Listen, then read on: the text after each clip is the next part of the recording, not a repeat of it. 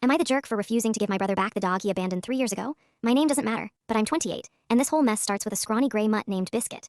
My younger brother Dallas found him behind a gas station when he was 22, brought him home soaking wet, and swore up and down he'd take care of him forever. For about 8 months, he did. Then Dallas got a job offer 2 states away, packed his car in a weekend, and left Biscuit with our parents, just until I get settled. That was 3 years ago. He never came back for him. Our parents worked long hours, so guess who ended up walking Biscuit every morning before work, paying for his vet bills when he got that ear infection, and sleeping on the kitchen floor next to his crate the first 2 weeks because he cried all night missing Dallas. Me.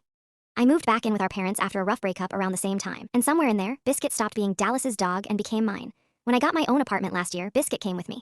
My name is on his vet records. I bought his food, his bed, his ridiculous collection of squeaky toys shaped like vegetables. My parents will back this up completely. Dallas moved back to our hometown 2 months ago. New job, new apartment, seemingly a whole new outlook on life. And the first thing he did after unpacking his boxes was call me and say he wanted his dog back. I laughed, thinking he was joking. He was not joking. He's not your dog anymore, Dallas, I told him. You left him for 3 years, I raised him. I was going through something, he said. I always planned on coming back for him. He's still legally mine, I got him first. That's technically true, I guess, except nobody ever signed papers for a stray dog we found behind a marathon station. Dallas started showing up at my apartment unannounced, letting himself in with the old spare key our mom apparently never took back, trying to coax Biscuit into his car with treats. Biscuit, to his credit, just looked at him like he was a stranger handing out snacks, tail barely wagging, and trotted straight back to my couch. That seemed to wound Dallas more than anything. Our mom tried to stay neutral at first, but even she said Biscuit clearly imprinted on me, and maybe Dallas should let it go and get his own dog if he wants one. Dallas did not take that well. He accused her of always taking my side, brought up a whole list of unrelated childhood grievances at Sunday dinner, and stormed out before dessert. Our dad texted me afterward just to say that escalated fast with a grimacing emoji, which honestly summed up the whole night. It got worse at our cousin Priya's engagement party last weekend.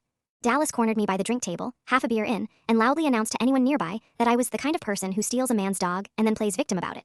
My Aunt Carla, who has never met a family conflict she didn't want front row seats to, immediately started asking questions, and suddenly I'm explaining Biscuit's entire custody history to people holding tiny plates of appetizers.